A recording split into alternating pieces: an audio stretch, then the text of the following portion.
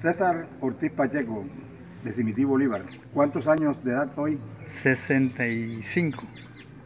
Usted conformó la primera promoción de estudio en el Colegio Eutimio Gutiérrez Manjón.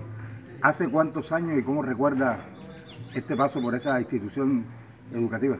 Bueno, el padre Eutimio vino aquí en el 68, 1968, y llegó a trabajar. Y enseguida juntó a los padres que no tenían posibilidad de dar estudio a los hijos y formó su cooperativa y salimos en esa época. Bueno, no me acuerdo la cantidad de alumnos que salimos, pero siempre fue suficiente como para que el colegio arrancara. ¿Cómo eran esos tiempos? ¿Cómo era el padre en su trato? Bueno, el padre Eutimio tenía una cosa de lo contrario de Simití. Aquí había mucha libertad, mucho libertinaje. Muchas buenos días. Muy bien. Y el padre Eutimio era muy serio, un señor muy serio, pero él se acomodó a nosotros y esa fuerza que él tenía de estar regañando, la dejó. Pero nosotros aprendimos de él también que él lo hacía, en primer lugar, por su forma de ser, de la cultura española. Y nosotros pues tuvimos que, o no tuvimos, sino que nos acomodamos también a esa forma de ser padre. Y con él llegamos hasta 1962. 72. 72. Sí. Sí. Entonces, ahí cuando se encontró sus enemigos gratuitos, pero no, ya como se dice, cuando se siembra la semilla, esta alcanzó a germinar, no, ya no hubo forma de echar atrás. Los enemigos del Padre no pudieron con nosotros. Había muy buena gente dispuesta a seguir y hasta el día de hoy pues el colegio se ha mantenido. ¿Cómo empezó la obra para hacer este colegio? ¿Cómo motivaba el padre a los simiteños para que se metieran a contribuir? El padre primero que todo, como digo, hizo ¿cómo le digo yo? Bueno, él cogió a la gente pobre, a los campesinos, y él, claro que él no se dedicó con ellos, hermano, todo el que pudiera formar una cooperativa. Después de la cooperativa ya cogió después de la cooperativa cogió a la gente y la fue educando en su forma de, ¿cómo le digo? Bueno, en todo caso él organizó la cooperativa de bachillerato, o sea, no me acuerdo. ¿Del colegio cooperativo? Sí, del colegio cooperativo. Sí. Él organizó a todo el mundo y él no dejaba que él, porque él era el padre, porque era no, él trabajaba como todo el mundo. Cuando empezamos a a trabajar en arena para el colegio, material, para levantar el colegio que estaba iniciado, no sé por qué él no. En todo caso, él tiraba mezcla, tiraba arena, tiraba todo como cualquiera de nosotros ahí. No fue un hombre que se aguantó, que porque él era sacerdote, él trabajó duro y eso es lo que entusiasmó también a las personas. Entonces, hubo una cosa que se acabó en Simití, fue el egoísmo. Con esa actitud del padre Eutimio se acabó el egoísmo, ya la gente trabajaba por voluntad, trabajaba porque sabíamos que teníamos que continuar con el trabajo del padre Eutimio. Bueno, ¿cómo fueron los primeros tiempos eso en el colegio? ¿Qué profesores recuerdan los nombres? Bueno, yo me acuerdo del primer rector, que fue el señor Pedro Julio Flores. Sí. Él un profesor licenciado, no me acuerdo en qué, pero él vino aquí de Bogotá directamente. Cuando eso era jefe de la educación en Bolívar, el señor Clímaco Araujo. Sí. De él me acuerdo eso. Y entonces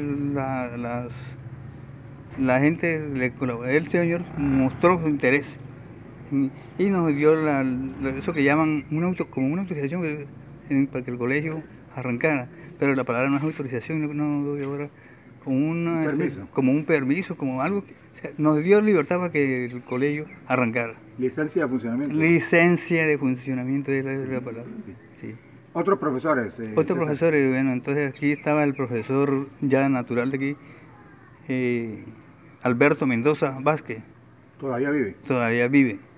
El profesor Atenógenes Roca Nieto. Recién fallecido. Sí, recién fallecido, exactamente. Y algunos profesores licenciados, abogados. Ahí hubieron gente que se ofrecieron a dar sus lecciones, sus lecturas, sus tareas, ¿cómo es? Sus obras gratis. Ellos no, abogados y gente que sabía mucho de sus estudios y se ofrecieron a darnos clases para completar. Porque los profesores aquí nada más eran el señor Alberto Mendoza y el profesor Pedro Julio Flores. Los demás, ya con el padre Eutimio, que eso era voluntad de él, unos abogados, estaban los abogados por acá adelante, también se ofrecieron y ahí arrancó el colegio. Los laboratorios, los materiales didácticos, ¿cuándo empezaron a llegar? ¿Cómo? Bueno, yo no, eso en una fecha sí está como no me acuerdo, pero sí sé que vino un tal señor de apellido Garrote, que él fue el que armó el primer gran laboratorio que hubo, sí, porque sí había anterior, pero me acuerdo yo que había un equipo de microscopio, pero eso era insuficiente. Entonces, bueno, hay que meter aquí que le puso interés, aunque él fue enemigo del colegio en principio, el señor Napoleón Barba López, pero él ya cuando vio la cosa, pues, que había que tener un mesón para el asunto de los laboratorios, él hizo el gasto que había, pues el municipio, pero él el interés de él. ¿Cómo fue esa controversia entre el alcalde entonces, Luis Napoleón Barba, y el padre Eutimio Gutiérrez? Finalmente, por eso tuvo que salir del pueblo el padre. Sí, porque es que eso el padre con esa contrariedad que hubo entre él y el señor Napoleón Barba, y los seguidores del señor Napoleón Barba, desde León Barba, la gente se dividió, pero tenía mucha gente a favor del padre. Y entonces el padre Eutimio, como le digo yo, perdí el hilo. El padre Eutimio, pues, él siguió marcando con la gente. Y llegó el tiempo en que, un poco le metieron un poco de política y un poco de guerrilla. El padre Eutimio prácticamente fue sacado aquí como guerrillero. ¿Lo acusaron de eso? Lo acusaron de eso y como el gobierno, ellos siempre, parece que todos están, eso como que se contagia la maldad. Ellos aprovecharon también lo que les convenía y lo sacaron sin ninguna investigación, simplemente. ¿Cómo era el comportamiento del padre, por ejemplo, con las comunidades de las zonas rurales? Ve, ese señor, el padre Eutimio, creo que también fue uno de los primeros sacerdotes que le metió trabajo al campo. Sí. Bueno, él se iba los lunes o los martes para el campo. Sí. Se iba para el campo los lunes o los martes, y venía los viernes, porque él nos dictaba clase a los alumnos nos dictaba clase, y el viernes estaba aquí completico, sucio de barro, porque él venía del monte. Después que salía, si le daba tiempo de antes de dictar la clase, lo hacía, si no, esperábamos que él nos dictara la clase, y ahí sí ya, pero siempre estuvo pendiente, nunca falló. ¿Cómo eran esos trabajos del padre en el campo? ¿Ayudaba a las comunidades a hacer obras? Pues yo para allá no lo conocí mucho porque yo no salí de aquí, pero era un hombre que todo el mundo lo apreciaba por su forma de, por sus tareas, como le digo, él se iba para el campo y venía los viernes. Yo estaba aquí de vuelta en el pueblo. él se iba y venía los viernes. Sí, los viernes todos los viernes venía aquí, porque él nos dictaba clase a nosotros, los alumnos del ¿Qué bachillerato. materia? Él nos dictaba religión, en ese tiempo se llamaba religión. Ahora